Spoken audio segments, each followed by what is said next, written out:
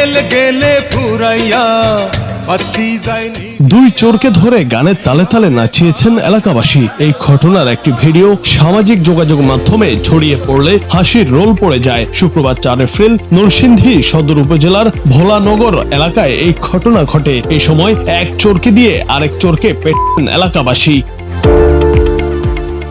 অভিযুক্ত চোর জোবায়ের মিয়া উপজেলার C&B এলাকার আনোয়ার মিয়ার ছেলে, অপর চোর রিপন মিয়া জয়নগর গ্রামের ইব্রাহিম মিয়ার ছেলে। সূত্রে জানা গেছে, নরসিংদী শহরের বানিয়াছল বটতলা এলাকার ব্যাটারি চালিত অটোরিকশার মালিক রাজা মিয়া তার অটোরিকশাটি শহরের ভোলানগর হিরণ মিয়ার গ্যারেজে রাখা হতো এবং সেখান থেকে দীর্ঘদিন যাবৎ ভাড়ায় চালাতো জোবায়ের। এরই ধারাবাহিকতায় বৃহস্পতিবার সকালে অটোরিকশাটি নিয়ে বের হয় জোবায়ের। রাত হলে আর গ্যারেজে ফেরেনি সে। পরদিন শুক্রবার শহরের আল্লাহ চত্বর এলাকার কাশেমের ভাঙ্গারির দোকানে অটোরিকশাটি বিক্রি করতে নিয়ে যায় তারা দুজন।